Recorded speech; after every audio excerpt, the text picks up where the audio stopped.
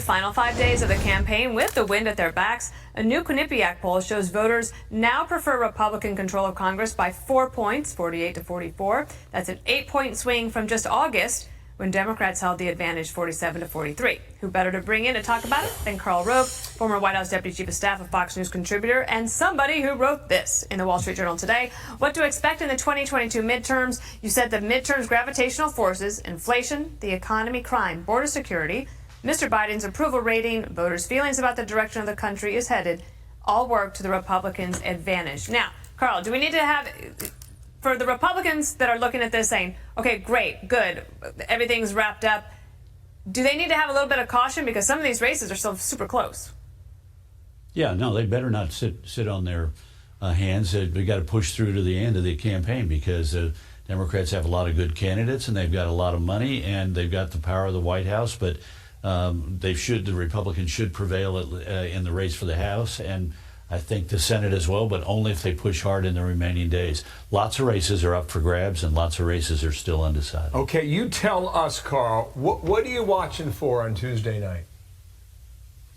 Well, I've got there are touch points. We begin with the closing of the polls in Indiana and Kentucky at 6 p.m. Now, there are no seriously contested races in these parts of the states that close. Only part of Kentucky and Indiana close.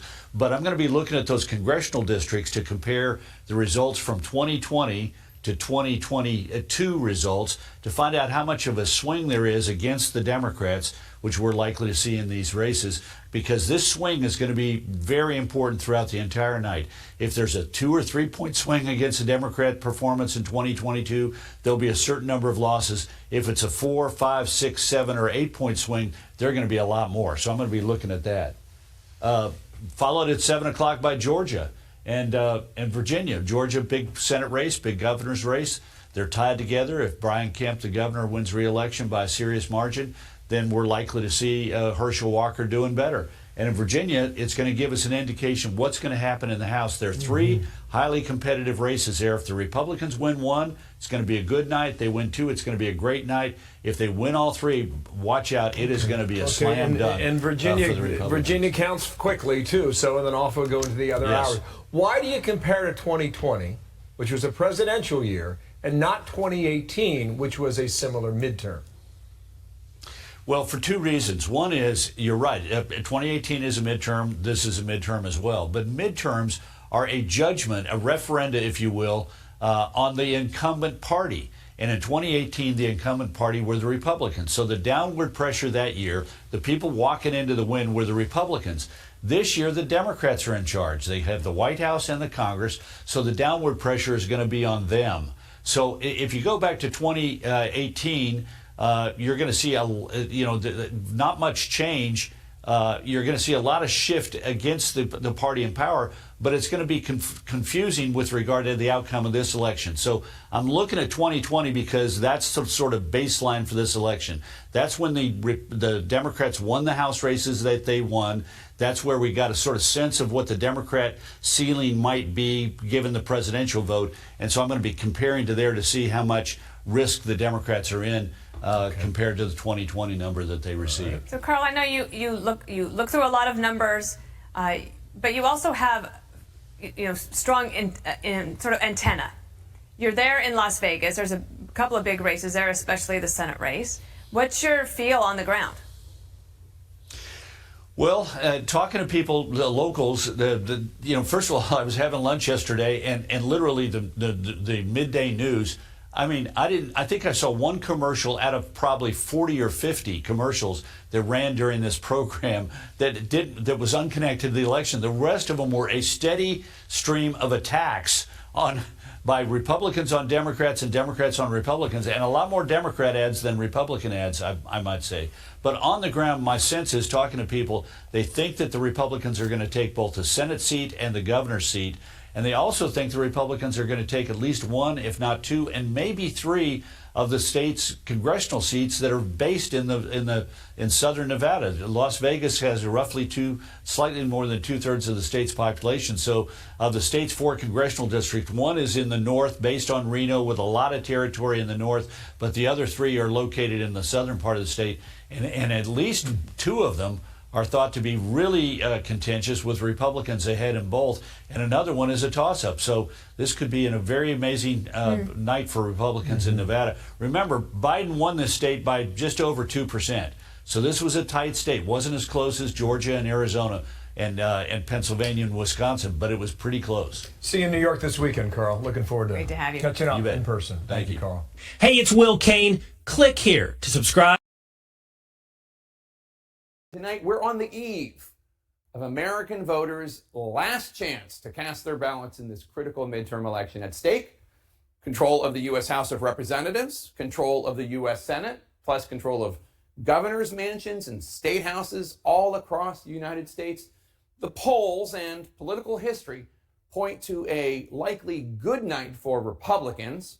Since 1990, the president's party has lost seats in the House, sometimes in the dozens, when the president's approval rating falls below 50%, and Biden's sure is below 50%. Trying to ride that momentum, sources tell CNN that Donald Trump has been discussing with aides whether he should announce his 2024 presidential campaign tonight. It's all unknown as of now, but what is clear, we probably will not know the results in a number of key elections tomorrow night. It will likely take days to count all the ballots. So, what to watch out for in the meantime? Beware of bad actors who will try to take advantage of these delays to spread false conspiracies about election fraud. Let's take a moment to go back to election night 2 years ago, when then President Donald Trump was raving at 2:30 a.m. about a stolen election before millions of your votes had even been counted. This is a fraud on the American public. Frankly, we did win this election. No, you didn't, but you did manage to convince a large part of the American public that mail-in ballots were a major source of fraud. No credible evidence was ever presented to suggest any major fraud that would have changed the outcome of any election. That's the fact. Each state has its own set of rules about mail-in voting. Some states allow election officials to open the envelopes and count mail-in ballots even before Election Day. Florida, Texas, North Carolina. Others, such as Pennsylvania and Wisconsin, you cannot count them until Election Day. In fact, election workers there are not even allowed to open the envelopes that contain these ballots and prepare them to be counted. This means in early returns, some viewers may be misled. In October 2020, we tried to explain how this all might play out.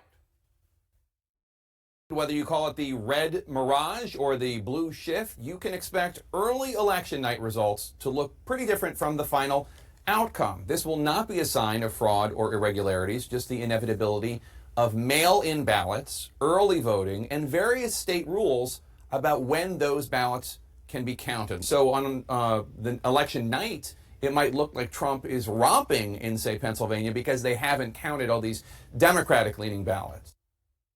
Or on election night, it might look like Biden was romping in Ohio and Texas because those states counted their early ballots before the election, which Democrats used disproportionately. And that's how it all played out. That all happened. The difference being, of course, that Biden didn't claim that he really had won Ohio and Texas. Here's former Fox News editor Chris Stirewalt before the January 6th committee talking about preparing Fox viewers for the red mirage. We had gone to pains, and I'm proud of the pains we went to make sure that we were informing viewers that this was going to happen. Happens every time. Trump's own Attorney General, Bill Barr, testified that he knew this would happen too. People had been talking for weeks, and everyone understood for weeks that that was going to be what happened on election night. But Donald Trump was not satisfied with a red mirage. He wanted a red reality. And when he didn't get one, he launched a madcap campaign of deranged election lies. Today marks 2 years since Trump tweeted that his attorney, Rudy Giuliani, would hold a press conference on alleged voter fraud to be held at the Four Seasons, Philadelphia. This event ended up actually being held at a place called Four Seasons Total Landscaping, just north of the Tacony-Palmyra Bridge in the strip mall with the sex shop across the street from the crematorium, not the fancy Four Seasons hotel in Center City. So I'm here on behalf of the Trump campaign, as an attorney for the president, to describe to you the first part of a situation that is extremely troubling. That farce was extremely troubling, but not for the reasons that Giuliani cited. Those lies became dangerous. They incited a mob and culminated in the violent attempt to overturn the election on January 6th. These efforts to disenfranchise voters based on allegations that do not stand up to scrutiny, they have already started in this election. Today, a Michigan judge rejected a bid by the Republican candidate for Secretary of State, Christina Caramo, who wanted to throw out absentee ballots in the largely Democratic city of Detroit. Chief Judge Timothy Kenney took a look at her claims, and he ruled, quote, "While it is easy to hurl accusations of violations of law and corruption, it is another matter to come forward and produce the evidence our Constitution and laws require." Plaintiffs failed in a full day of evidentiary hearing to produce any shred of evidence, unquote. Wild claims, no actual evidence. We've seen that film before. Speaking of which, we cannot ignore the claims coming from some of the United States' adversaries. Today, Russian oligarch Yevgeny Prigozhin, better known as Putin's chef, he appeared to admit to interfering in U.S. elections. In response to a journalist's question about Russia potentially meddling in U.S. congressional elections tomorrow, Prigozhin said on social media, quote, "Gentlemen, we interfered, we interfere, and we will interfere carefully, precisely, surgically, and in our own way as we know how. During our pinpoint operations, we will remove both kidneys and the liver at once," unquote. What exactly Prigozhin's talking about is unknown. Maybe he was joking. Maybe there is another big Russian disinformation campaign out there. Either way, what you need to keep in mind, the reality, elections are complicated. They can be imperfect. Counting your votes can take time. Brew some coffee, sit down, let the elections workers do the job of counting your votes, because at the end of the day, your voice matters. It's a civic duty. I feel like it's